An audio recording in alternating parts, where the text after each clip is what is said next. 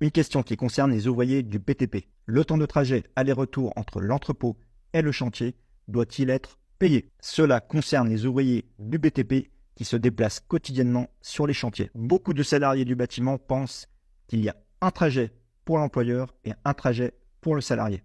En clair, qu'un seul trajet sur deux est payé. Eh bien, cette règle n'existe pas. Dans la plupart des cas que nous allons voir, le temps de trajet entre l'entrepôt et le chantier doit être payé comme du temps de travail avec paiement d'heures supplémentaires. Nous verrons à la fin de cette vidéo un exemple chiffré pour bien comprendre. Premièrement, lorsque le salarié passe par l'entrepôt pour charger le camion le matin. Dans ce cas, le temps de travail commence à courir lorsque l'ouvrier se présente au dépôt. Et le temps de trajet est donc considéré comme du temps de travail effectif. Et bien sûr, il doit être payé. Deuxièmement, lorsque le passage par l'entreprise ou l'entrepôt est imposé par l'employeur. Dans ce cas-là également, le temps de travail de l'ouvrier commence à courir dès qu'il arrive à l'entrepôt et même s'il ne charge pas le camion. Et le temps de trajet entre l'entrepôt et le chantier doit donc être également payé. Troisièmement, lorsque le passage du salarié à l'entrepôt n'est pas obligatoire. C'est le cas par exemple si l'ouvrier se rend volontairement au dépôt pour être transporté par ses collègues. Dans ce cas-là, le temps de trajet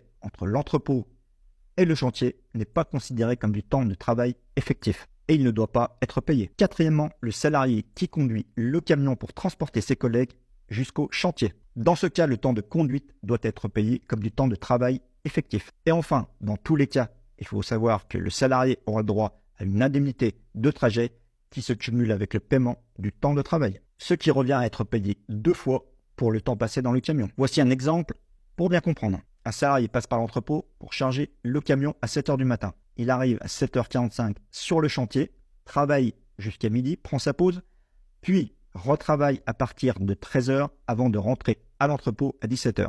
Dans ce cas, le trajet aller-retour devra être intégralement payé, soit 9 h pour la journée. S'il a fait ça sur les 5 jours de la semaine, il devra donc être payé 45 heures, soit 10 heures supplémentaires. De plus, il devra percevoir une indemnité de trajet pour chaque jour travaillé. Alors comme toujours, si vous avez des questions, des commentaires ou des avis, n'hésitez pas à le faire dans les commentaires.